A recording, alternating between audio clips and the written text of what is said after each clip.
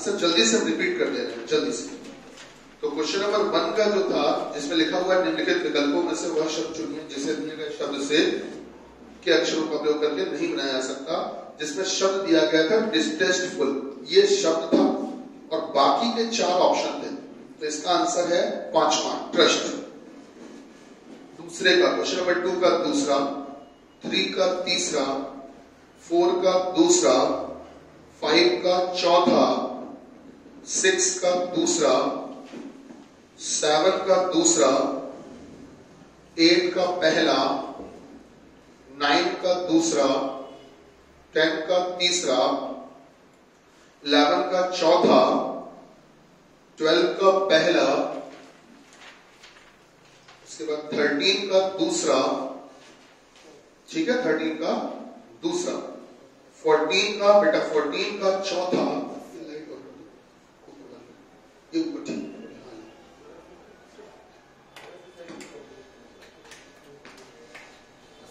ठीक है। तो क्वेश्चन 14 का लगा दिया चौथा, 14 का चौथा लग गया, 15 का तीसरा, 16 का चौथा, बेटा लगा लीजिए जो बोल रहे हैं। क्वेश्चन नंबर 15 का लगा लिया तीसरा, 16 का चौथा लग गया, 16 का चौथा, सर 17 का पहला, 18 का दूसरा, 19 का पहला, 20 का पहला लगाया बेटा, 21 का तीसरा, 22 का आंसर है 16, लिखो अलग से, लिख लीजिए अलग से। क्वेश्चन नंबर 22 का आंसर है 16, 16। 23 का आंसर है 15, अलग से लिख लीजिए 15, अलग से लिख लीजिए 15, लिख पाए सर? क्वेश्चन नंबर 24 का आंसर है कजिन, कजिन लिख पाओगे? नहीं लिख पाए, अरे कजिन हिंदी में लिख लो ऐसे, कजिन लिख पाए? क्वेश्चन नंबर 24 का आंसर कजिन लिख लिया आपने, कजिन। 25 का चौथा, 25 का लगाइए चौथा, हो गया बेटा। 23 का मैंने बोला था 15 लिख लीजिए, 24 का मैंने बोला है कजिन लिख लीजिए, और 25 का हमने बोला है चौथा, टिक कर लीजिए। टिक हो गया? किसके पूरे में पूरे सही? 25 में 25 वाला कोई, 24 वाला, 23 वाला, 1 2 3, शाबाश, बढ़िया। चलिए शुरू करते हैं।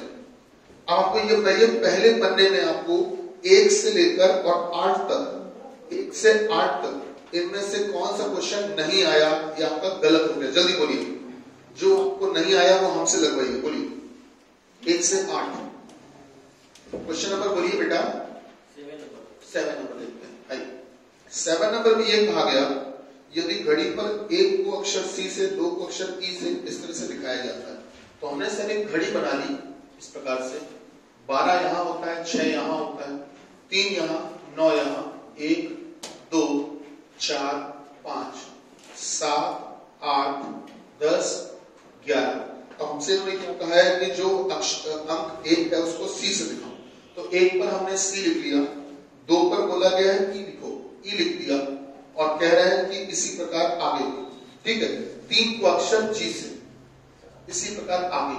तो आप ध्यान देना, एबीसीडी में जब आप चलते हो तो सी के बाद डी छूटा होगा, डी, तब उसके बाद ई आ गया, एफ छूटा जी आ गया, एच छूटा आई आ गया, जे छूटा के आ गया, उसके बाद बेटा एल छूटा एम आ गया, एन छूटा ओ आ गया, उसके बाद में सर पी छूटा क्यू आया, आर छूटा एस आया, टी छूटा यू आया, वी छूटा डब्ल्यू आया, और एक्स छूटा वाई। क्या बात समझ में आ रही सर? तो इस प्रकार से अक्षर होगा। तो पूछा क्या गया कि बताइए, जब 23 बजेगा, तो 23 बजने का मतलब ही होता है 1 बजना। क्या होता है बेटा? सॉरी 11 बजना। क्या होता है? 11 बजना। तो जब 11 बजेगा तो घंटे की सुई किस अक्षर पे होगी? तो बेटा जब 11 बजेगा तो उसमें घंटे की सुई यहीं पर तो होगी, और यहाँ मतलब कि ये बताइए घंटे की सुई जो है वो अगर 11 पे होगी तो अक्षर कौन सा है? चलो इस पट्टी में आ जाओ बेटा। क्वेश्चन नंबर 9 से लेकर और क्वेश्चन नंबर 12 तक, बोलो 9 10 देख लेते हैं। देखिए 9 में कहा, अप्रैल 2001 की तिथियों में गुरुवार कब कब था? तो सीधी सी बात है, हम एक काम कर लेते हैं, हम 1 अप्रैल 1 अप्रैल 2001 को 1 अप्रैल 2001 को दिन निकाल लेते हैं, दिन निकाल लेते हैं। तो आपको बताया गया होगा, ध्यान दीजिएगा कि आपको जब किसी भी तारीख पर दिन निकालना सिखाया गया होगा तो उसमें ये बात बताई गई होगी कि वर्षों के कोड, शताब्दी के कुछ कोड होते हैं, याद है? तो 2000 का कोड सबसे पहले बेटा ये हो गया 6। दिए गए वर्ष के आखिरी के 2 अंक है 01, दिए गए वर्ष के आखिरी के 2 अंक क्या है 01।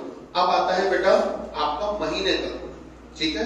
सॉरी, इन 2 अंकों में भाग दे दो 4 का, इन 2 अंकों में 4 का भाग देकर भागफल लिखना है, तो वो क्या आएगा सर 0। हाँ, अब लिख लो महीने का कोड, ठीक है?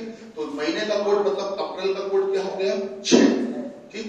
उसके बाद में फिर आ गई तारीख, इन सबको जोड़िए, 7 का भाग दीजिए, जोड़ोगे तो 6 6 12 और 1 13 14, 6 और 1 7, 6 13 और 1 14, और 14 में अगर हम 7 से भाग देंगे बेटा तो शेषफल कितना बचेगा 0, और 0 मतलब दिन कौन सा होता है संडे या रविवार। तो सर इस तारीख पर था रविवार, ये बात तो कंफर्म हो गई है। तो अगर बेटा 1 तारीख को रविवार था, 1 तारीख को रविवार था, तो जाहिर सी बात है कि अब 2 तारीख को सोमवार रहा होगा, 3 को मंगलवार, 4 को बुधवार और 5 तारीख को बृहस्पतिवार या गुरुवार। आप मुझे बताइए कि 5 तारीख को इस महीने का पहला गुरुवार पड़ रहा है कि नहीं पड़ रहा? 5 तारीख को पहला गुरुवार पड़ रहा है, क्योंकि 1 को था संडे, 2 को सॉरी 1 को संडे, 2 को मंडे, 3 को ट्यूसडे, 4 को वेडनेसडे और 5 को थर्सडे। तो 5 तारीख को महीने का पहला गुरुवार पड़ रहा है। तो आपको एक बात और मालूम है कि 7 दिन बाद वही दिन आता है, तो 5 को अगर गुरुवार है तो 5 और 7 12, 12 और 7 19, और 19 और 7 26, ये सारे के सारे गुरुवार पड़े होंगे 5 12 19 26। 10वां देखो, x y का भाई है, ठीक है, अच्छी बात है, x y का भाई है। आइए समझते हैं, x जो है वो y का भाई है। फिर क्या बोला गया सर? बोला गया z t का पिता है, s y की मां है। s y की मां है तो इन दोनों की मां होगी नहीं होगी? तो बेटा इन दोनों की मां होगी, इन दोनों की मां होगी, सही बात है? चलिए अच्छी बात है। क्या बोला गया था सर? क्या बोला गया था? t और x भाई भाई है, t और x भाई भाई है, तो एक और बंदा मिल गया, t और x आपस में भाई भाई है, भाई मतलब प्लस, ठीक। आगे देखिए क्या बोला गया, बोला ये गया एस टी से कैसे संबंधित है? एक अभी रह गई है, जेड टी का पिता है, तो जेड अगर टी का पिता होगा तो तीनों का पिता होगा, तो तीनों ही बच्चों के माता जी वो हैं, इन तीनों बच्चों की माता जी का पता चल चुका है, तो इन तीनों बच्चों के पिताजी जो है वो जेड हो गए कि नहीं हो गए? तो क्या हम जेड को एस का पति भी कह सकते हैं कि नहीं कह सकते? बिल्कुल कह सकते हैं। अब पूछा क्या गया था बेटा, बताइए कि एस टी से कैसे संबंधित है? तो ध्यान रखना, जिसके साथ में से लिखा होता है उसका रिश्ता कभी मत बताना, कभी नहीं बताया जाता। तो एस टी से क्या कैसे संबंधित है? तो जो एस है वो टी की क्या लग रही है? मां लग रही है। ऑप्शन है तीसरा। हाँ भाई, इस पन्ने में हो गया, आगे बढ़े। हाँ बेटा 11 देख लो सर। 11 में ये कहा गया दी गए विकल्पों में से चार ऑप्शन दिए गए, इनमें से कोई 3 एक प्रकार समान है, इसलिए उनका समूह बनता है। वह कौन है जो अलग है? तो इसको हम ओरल भी बता सकते हैं, चलो लिख के थोड़ा सा बताते हैं। सबसे पहले वाले में आपको 42 लिखा है, ये जो 42 है बेटा, इनको अगर आप जोड़ लो, इन दोनों को जोड़ लो, 4 और 2 को जोड़ो कितना आता है? 6। इस 6 का स्क्वायर है, समझ रहे हैं? चेक करिए दूसरे ऑप्शन में भी ऐसे कुछ हो रहा है क्या? 7 4 को जोड़िए 11, 11 का स्क्वायर 121, फिर 9 और 1 को जोड़िए 10, 10 का स्क्वायर 100, 5 और 8 को जोड़िए 13, 13 का स्क्वायर 169 होता है। अब इन्होंने क्या लिखा? 140, जो कि गलत है। स्क्वायर का जो है जो उससे डिवाइड तो कोई नहीं हो रहा है, वो मतलब स्क्वायर जो भी है ना 36, 21 और 100 144, इनमें डिवाइड तो कोई नहीं हो रहा है, 42 हो रहा है पहला। कौन डिवाइड नहीं होगा? कैसे मतलब? ये जो 36 दिया है उसका 6 हो गया, मतलब 36 का स्क्वायर रूट निकालना, वर्गफुल 6 हो गया। हाँ 6 से 42 भाग दे देना, किसी में जा नहीं रहा। अच्छा, तो मतलब केवल पहले वाले पे जा रहा, बाकी किसी भाग नहीं जा रहा? नहीं, ऐसा कुछ नहीं। देखिए आपको बता दें, भाषा क्या होती है मैं आपको समझाता हूं। 4 ऑप्शन दिए जाते हैं, एक लैंग्वेज बोली जाती है कि तीनों में कुछ सिमिलरिटी है, कि तीनों में ऐसा हो रहा है और इसमें ऐसा नहीं हो रहा। ध्यान से सुना, तीनों में ये कॉमन है और इसमें नहीं, इसलिए ये अलग है। पर आपने जो बताया उसमें उल्टा हो गया, इन तीनों में सर नहीं हो रहा है और उसमें हो रहा है, तो सर नहीं होना कोई सिमिलरिटी नहीं होती, होना सिमिलरिटी होती। क्या मेरी बात समझ रहे हैं? तो अगर मैं कह दूं 4 लड़के खड़े हैं ABCD, उनमें से ABC ए कानपुर में रहता है, B आगरा में रहता है, C लखनऊ में रहता है, आप समझ रहे हैं? और जो D है, D जो है वो हम मान लेते हैं कि अमेरिका में रहता है, मान लेते हैं अमेरिका में रहता है। तो आपने क्या कहा सर कि सर इसमें ये क्वेश्चन गलत है, मैं आपको बता रहा हूं, लेकिन फिर भी अगर आप देते हैं कि सर डी आंसर होगा क्योंकि वो अमेरिका में रहता है और बाकी सब इंडिया में रहते हैं, इंडिया में रहते हैं, क्योंकि एक शहर में नहीं रहते, कॉमन नहीं है। कॉमन क्या हुआ? इंडिया में रहता है, सिमिलरिटी मिलनी चाहिए ना। चलिए अगले पन्ने में आ जाए, क्वेश्चन नंबर 13 से लेकर और 18, बोलो बेटा 13 से 18, 14 और 16। चलो पहले 14 देख लेते हैं, फिर 16 देख लेते हैं सर। पहले 14 और फिर 16। अच्छा, जैसे डेट पर हम दिन निकालते हैं तो आप YouTube पे जाकर हमने वीडियोस बना के रखे हुए हैं कैलेंडर के, बहुत पहले भी पढ़ाया हुआ था, वो आप देख लीजिएगा, आसानी से आप सीख लीजिएगा। क्योंकि अगर आप प्रैक्टिस कर रहे हैं तो ये मानकर चला जाएगा कि हाँ आप रेडी हैं, प्रिपेयर हैं, आपको सारे टॉपिक पढ़ लिए, आप तैयार हैं। और मैं आपको बताऊं पेपर आ चुके हैं, तो इसलिए थोड़ा सा आप स्पीड बढ़ाइएगा, ठीक है? आप थोड़ा सा बेटा स्पीड बढ़ाइएगा, चीजों में स्मार्टनेस लाइएगा। आइए क्वेश्चन नंबर 14 की बात करते हैं। 14 में क्या कहा गया? कुछ चिप्स पीनट है, तो कुछ चिप्स पीनट है, आपके हिसाब से बेटा कुछ चिप्स पीनट है, आप बताइए कुछ चिप्स पीनट है, क्या हमने सही बनाया? कुछ पीनट ड्राई फ्रूट नहीं है, कुछ पीनट ड्राई फ्रूट नहीं है। तो इस बात को बनाने का देखो एक तरीका तो बेटा ये होता है, ड्राई फ्रूट नहीं है तो एक तो तरीका ये वाला होता है, ठीक? एक तरीका ये होता है कि ड्राई फ्रूट आप यहां बनाते हैं, ये भी पॉसिबल है, ये भी पॉसिबल है, ये दोनों टच नहीं करेंगे। और एक तरीका और होता है कि आप ड्राई फ्रूट इसके अंदर बनाते हैं। ये तीनों ही डायग्राम सही है, तीनों ही डायग्राम सही है, ये मान के चलिए इनमें से कोई भी ऐसा नहीं जो गलत है, तीनों ही सही है। आइए निष्कर्ष देख लेते हैं। पहला क्या बोला गया है बेटा? पहला बोला गया कोई भी चिप्स ड्राई फ्रूट नहीं है, कोई भी चिप्स ड्राई फ्रूट नहीं है। सर गलत। रीजन ये है कि आपको चिप्स और ड्राई फ्रूट में कोई रिलेशन बताया नहीं है, तो पूछ कैसे दिया? भाई अगर चिप्स और ड्राई फ्रूट के बीच में कोई संबंध बताया था नहीं, आपको ड्राई फ्रूट का संबंध किसके साथ बताया था? पीनट के साथ, बाकी चिप्स के साथ तो नहीं बताया था। तो चिप्स के साथ क्या होगा ही नहीं, हो भी सकता है और नहीं भी। तो जो ड्राई फ्रूट है वो चिप्स को टच कर भी सकता है, नहीं भी, कंफर्म नहीं है, लेकिन इन्होंने पूछ लिया है। तो अगर किसी चीज के बारे में ना बताया जाए लेकिन पूछ लिया जाए तो आप सीधे कह देना सर जी गलत है, कट से हम बता नहीं सकते। दूसरा, सभी पीनट ड्राई फ्रूट है, आप बताइए सभी पीनट ड्राई फ्रूट है क्या? नहीं। क्या करें? गलत। अगर ये पूछते कि सभी ड्राई फ्रूट पीनट हो सकते हैं तो सही होता, समझ रहे हैं? सभी ड्राई फ्रूट पीनट हो सकते हैं अब तो सही होता, लेकिन अगर ये कह देते कि सभी ड्राई फ्रूट पीनट हैं तो वो भी गलत होता। देखने में तुम्हें ठीक लग रहा होगा लेकिन गलत है, ठीक? चलिए बात आगे बढ़ाएं। 14 के बाद आपने शायद 16 कहा था, 16 आ गया, हो गया 16।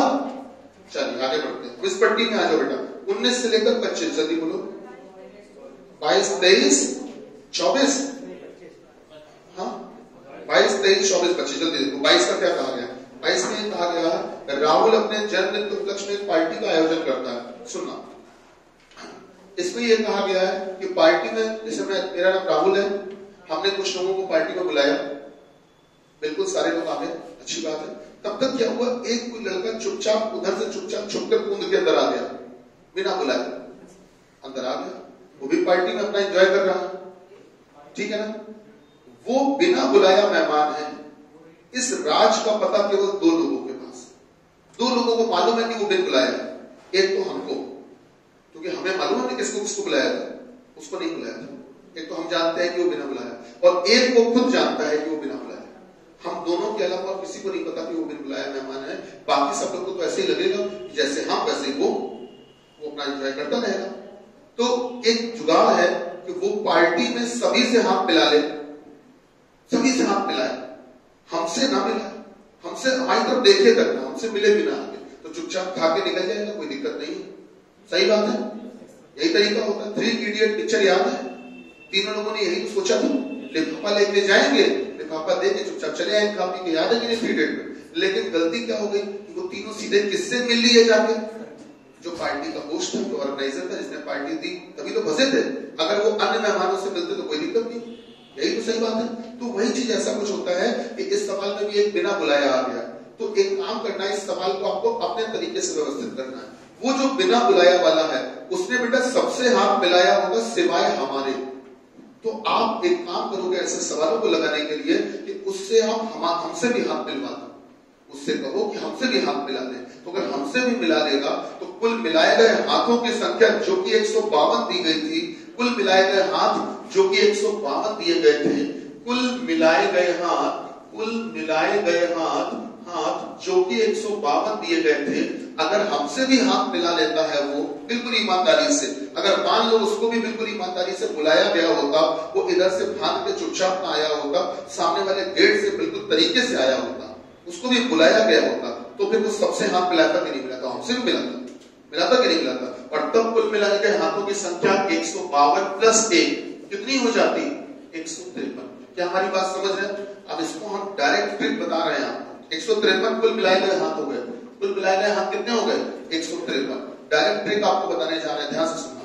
जो भी कुल मिलाए गए हाथ हो, जो भी कुल मिलाए गए हाथ हो, उसका दोगुना कर दिया। दोगुना कर दिया। दोगुना करोगे 53 का दोगुना करो 2 टाइम्स। जल्दी बोलो, बोलो बेटा कितना का? 306। ये लिखे दे रहा हूं, दोगुना समझ जाओगे ना? तो बेटा ये हो जाएगा 306। अब इस 306 के आप कर दी क्रमागत गुणनखंड। क्रमागत गुणनखंड का मतलब होता है कंसेक्यूटिव फैक्टर्स। ठीक है, क्रमागत गुणनखंड ऐसे गुणनखंड, ऐसी संख्याएं जिनके बीच में 1 का अंतर हो, तो क्रमागत गुणनखंड। इसके अगर क्रमागत गुणनखंड करोगे तो वो हो जाएगा 17 गुणे 18। क्रमागत का मतलब होता है अगल बगल की 2 संख्याएं, क्रम से 2 संख्याएं, ऐसी 2 संख्याएं जिनके बीच में अंतर 1 का हो, दैट इज द कंसेक्यूटिव, उसी को कहते हैं क्रमागत। समझ रहे हैं बात को? तो आपने सीधे कह दिया 17 गुणे 18। करने को कर सकते थे कि सर जी 153 गुणे 2 क्यों नहीं किया? ये भी तो गुणनखंड थे, लेकिन हमने क्या कहा? गुणनखंड कैसे होने चाहिए? क्रमागत। 17 गुणे 18। तो जो ये इनमें बड़ी संख्या होती है, हमेशा ध्यान रखना, ये डायरेक्ट ट्रिक है। जो बड़ी संख्या होगी, जो भी बड़ी संख्या इन दोनों में होगी, वही लोगों की संख्या होगी। वही क्या होगी बेटा? लोगों की संख्या। वही लोगों की संख्या होगी। डायरेक्ट याद कर दो इसका, नहीं समझ में आया? जो बड़ी संख्या होगी वही लोगों की संख्या। अभी आंसर नहीं आया, क्या मेरी बात समझ पा रहे हैं? लोगों की संख्या होगी। तो पार्टी में मौजूद थे, पार्टी में मौजूद कुल लोग, पार्टी में कुल कितने लोग मौजूद थे बेटा? मौजूद कुल लोग, पार्टी में वहां पर टोटल कितने लोग मौजूद थे? वो थे 18। अभी आंसर नहीं आया। इस कमरे के अंदर, इस पार्टी के अंदर टोटल 18 लोग मौजूद हैं। ये पूछा ही नहीं था कि वहां कुल कितने लोग मौजूद, ये पूछा ही नहीं था। ये पूछा था कि राहुल ने कितने मेहमानों को बुलाया था, निमंत्रण दिया था, इनवाइट किया था। तो इन 18 में से एक तो राहुल को अलग कर दो, तो राहुल को अलग कर दो, क्योंकि राहुल ने कितनों को बुलाया तो खुद को थोड़ी ना बुलाएगा। एक को राहुल अलग करो, कर दिया, एक को राहुल अलग करो, बचे 17। अब 17 लोग सामने बैठे हुए हैं, पूरे सब 17 लोग बैठे हुए हैं। अब 17 में से एक बिना बुलाया वाला था, उसको तो राहुल ने नहीं बुलाया था, उसको भी अलग करो। तो राहुल ने कितने मेहमानों को बुलाया था? 16। क्या मेरी बात समझ रहे हैं? तो राहुल ने कुल कितने मेहमानों को बुलाया था? 16।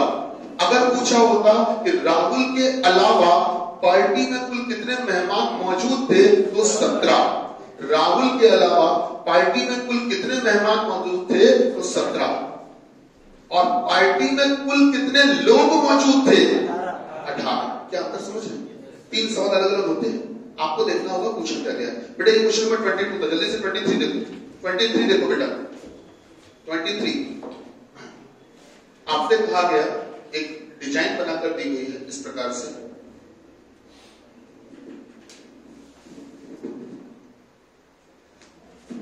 कितनी लाइन्स हैं, कितनी सीधी रेखाएं हैं, तो आप इसमें काम कर लीजिए, चाहे तो नाम डाल सकते हैं A B C D E F।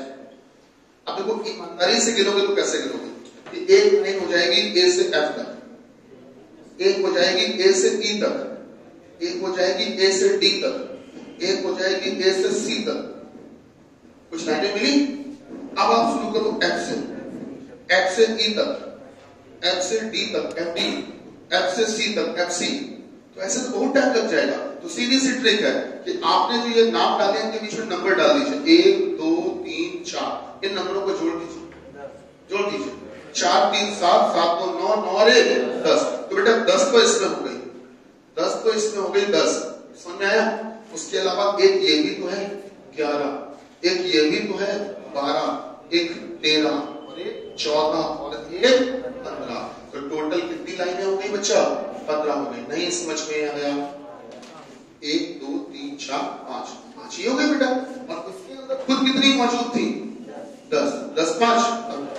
चलिए आगे बढ़ते हैं। क्वेश्चन नंबर 24 देखिए, 24 देखिए जल्दी से बेटा। 24 में क्या कहा गया आइए समझते हैं।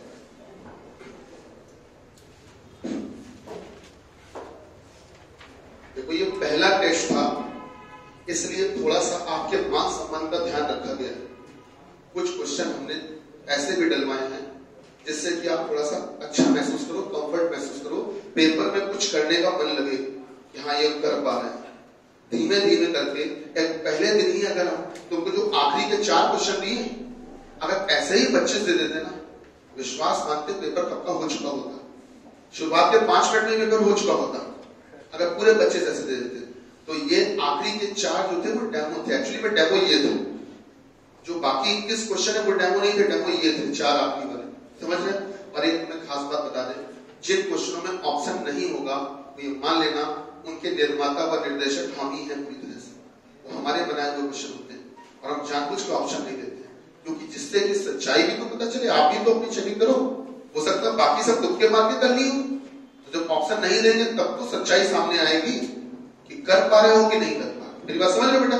कि एक्चुअली में तैयार होना है, एक्चुअली में आपको तैयार होना है। जल्दी से आ जाओ क्वेश्चन नंबर 24। ए बी की संतान, ए बी की संतान, संतान का मतलब बेटा की बेटी की दोनों, वैसे कुछ भी हो सकता है ना। तो ए बी की संतान है। आगे पढ़िए बेटा। सी बी के पिता की संतान, जो बी के पापा जी हैं, जो बी के पिताजी हैं उन्हीं की संतान है सी, जो बी के पिताजी हैं उन्हीं की संतान है सी। तो मेरे ख्याल से सी जो होगा वो इनका भाई बहन होगा, सही बात है। सी जो होगा वो इनका या तो भाई होगा या बहन होगा। आगे बढ़िए। क्यू सी की संतान, बेटा जो क्यू है वो सी की संतान, सही बात है, सी की संतान। ठीक, तो पूछा गया ए का क्यू से क्या संबंध है। बेटा ए का क्यू से क्या संबंध है? जिसके साथ में से लिखा होता उसका रिश्ता कभी मत बताना। तो फिर बताना किसका है? ए का, कि how is A related to Q, A क्या लग रहा है या क्या लग रही है। तो आप बता ही नहीं कि लड़का है कि लड़की, बता ही नहीं कि क्यों लड़का है कि लड़की, नहीं पता कोई बात नहीं। तो ए चाहे लड़का हो चाहे लड़की, उसके मम्मी या पापा होंगे भी। अब पापा का भाई या बहन होगी है या मम्मी की भाई या बहन होगी है। तो चाहे पापा के भाई बहन का बेटा हो, चाहे मम्मी के भाई बहन का बेटा हो या बेटी हो, कुछ भी हो, या तो ये ममेरा भाई होगा या मौसेरा भाई होगा या फुफेरा भाई होगा या चचेरा भाई होगा या फिर बहन होगी, कुछ भी होगी। कुल मिला के अगर देखो तो इंग्लिश में तो बस एक शब्द आता है कजिन।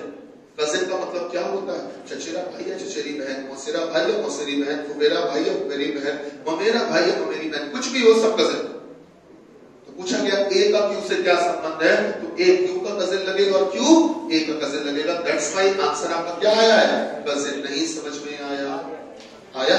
जेंडर नहीं पता था उसके बावजूद भी आंसर आ गया। जल्दी से आ जाओ लास्ट वाले में, लास्ट वाले में आ जाओ बेटा, जल्दी से आ जाओ। ऊपर से पढ़िए, ऊपर क्या लिखा था क्वेश्चन में, जो निर्देश दिया था निर्देश में क्या लिखा था, जल्दी पढ़ लो बेटा। आखिरी की लाइन पढ़ लो, ज्यादा अच्छा रहेगा, जल्दी पढ़ो। कौन सा या कौन से निष्कर्ष निश्चित रूप से सही नहीं है। आपको वो बताना है जो निश्चित रूप से सही नहीं है, मतलब कंफर्म गलत है। 100% गलत है, उनके सही होने की जरा सी भी गुंजाइश नहीं, जरा सी भी गुंजाइश नहीं।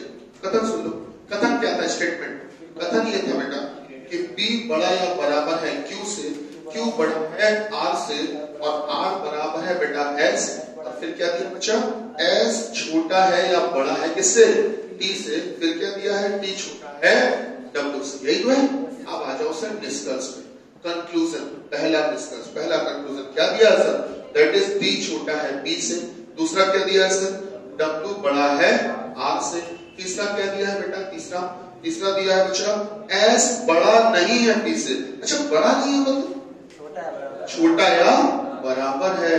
दुनिया में रिश्ते केवल 3 ही होते हैं, बड़ा, छोटा या बराबर। तो अगर बड़ा मना कर दिया तो फिर छोटा या बराबर। चौथा ऑप्शन क्या दिया है, R छोटा नहीं, तो छोटा नहीं है इसका मतलब क्या होगा, बड़ा या बराबर। चलो अब देख लेते हैं, T छोटा है P से, तो बेटा T ये लिखा है, P ये लिखा है। जब तुम T से P तक जाओगे तो रास्ते में विपरीत चिन्ह बन सकते हैं कि नहीं, ऑपोजिट साइन बन सकते हैं। अगर बन सकते हैं तो फिर T और P के बीच में कितने रिश्ते हो सकते हैं, तीनों।